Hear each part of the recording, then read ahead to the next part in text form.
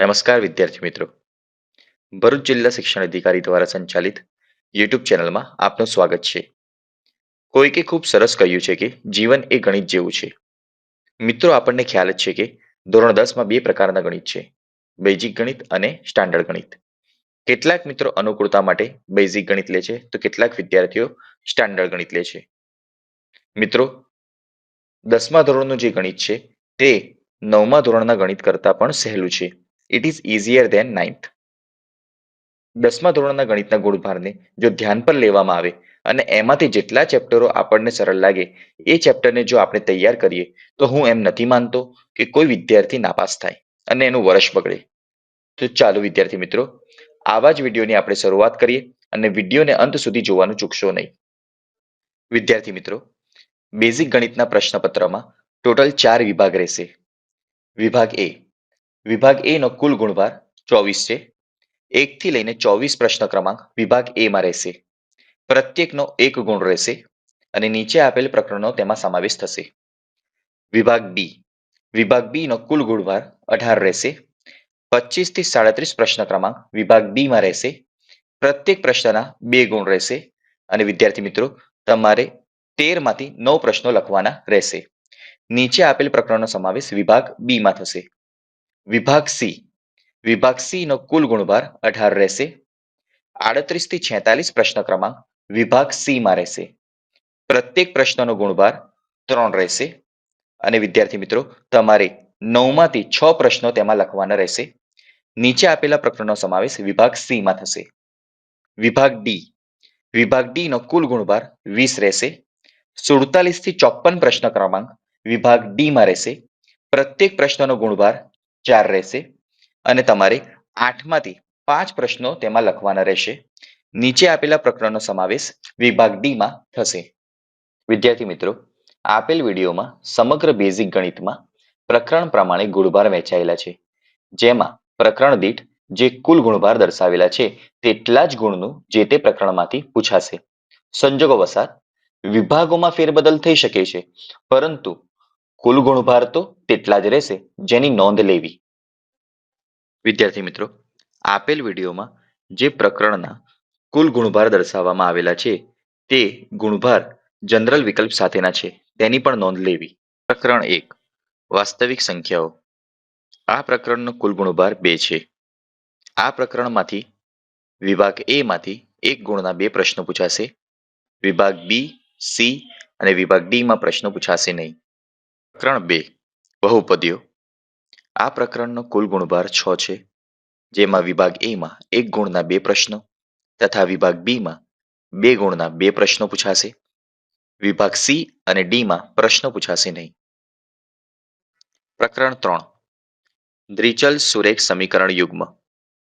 આ પ્રકરણનો જનરલ વિકલ્પ વિના કુલ ગુણભાર 4 છે તથા જનરલ વિકલ્પ સાથે કુલ ગુણભાર 8 છે. જનરલ વિકલ્પ સાથેની ગણતરી મુજબ વિભાગ એ માં 1 ગુણના 2 પ્રશ્નો તથા વિભાગ સી ના 3 ગુણના 2 પ્રશ્નો પૂછાશે. વિભાગ બી અને ડી માંથી કોઈ પ્રશ્ન પૂછાશે નહીં. પ્રકરણ 4. ત્રિઘાત સમીકરણ. આ પ્રકરણનો જનરલ વિકલ્પ વિના કુલ ગુણભાર 5 છે અને જનરલ વિકલ્પ સાથે કુલ ગુણભાર 7 છે. જનરલ વિકલ્પ સાથેની ગણતરી મુજબ વિભાગ એ માં 1 ગુણનો 1 પ્રશ્ન, વિભાગ બી માં 2 ગુણનો 1 પ્રશ્ન, વિભાગ ડી માં 4 ગુણનો 1 પ્રશ્ન પૂછાશે. અહીં વિભાગ સી માંથી કોઈ પ્રશ્ન પૂછાશે નહીં. પ્રકરણ 5. સમાંતર શ્રેણી. આ પ્રકરણમાં જનરલ વિકલ્પ વિના કુલ ગુણભાર 8 અને જનરલ વિકલ્પ સાથે કુલ ગુણભાર 13 છે. જનરલ વિકલ્પ સાથે ગણતરી મુજબ વિભાગ એ માં 1 ગુણના 2 પ્રશ્નો, વિભાગ બી માં 2 ગુણના 2 પ્રશ્નો, વિભાગ સી માં 3 ગુણના 1 પ્રશ્નો અને વિભાગ ડી માં 4 ગુણનો 1 પ્રશ્ન પૂછાશે. પ્રકરણ 6. ત્રિકોણ.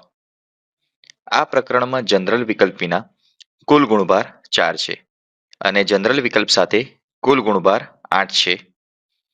જનરલ વિકલ્પ સાથેની ગણતરી મુજબ વિભાગ ડી માંથી 4 ગુણના 2 પ્રશ્નો પૂછાશે અને વિભાગ એ, બી અને સી માં આ પ્રકરણમાંથી પ્રશ્નો પૂછાશે નહીં.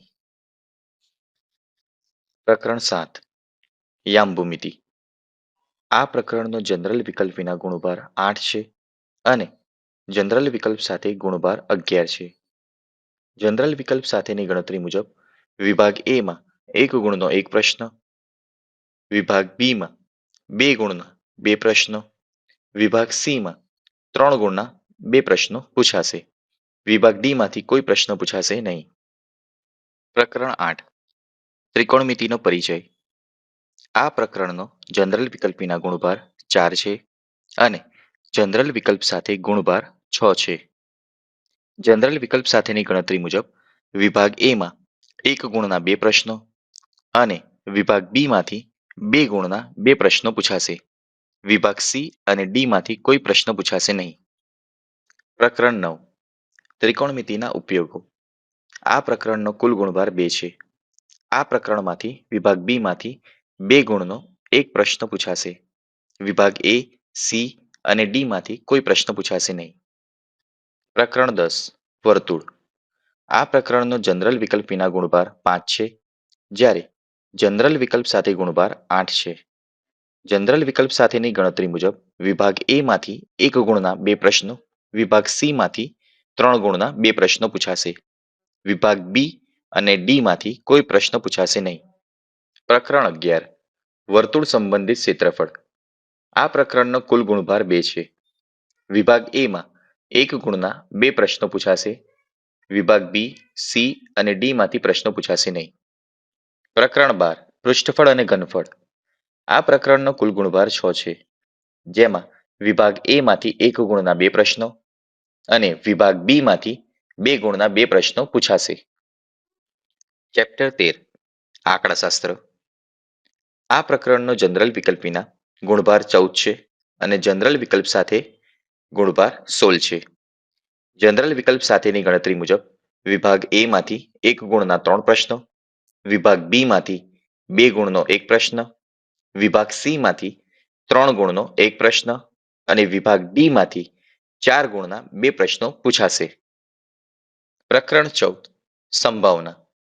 આ પ્રકરણનો જનરલ વિકલ્પ વિના ગુણભાર 10 છે અને જનરલ વિકલ્પ સાથે ગુણભાર 14 છે.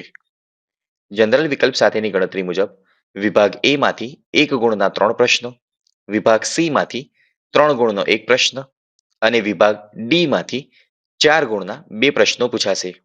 વિભાગ બી માં આ પ્રકરણમાં પ્રશ્નો પૂછાશે નહીં.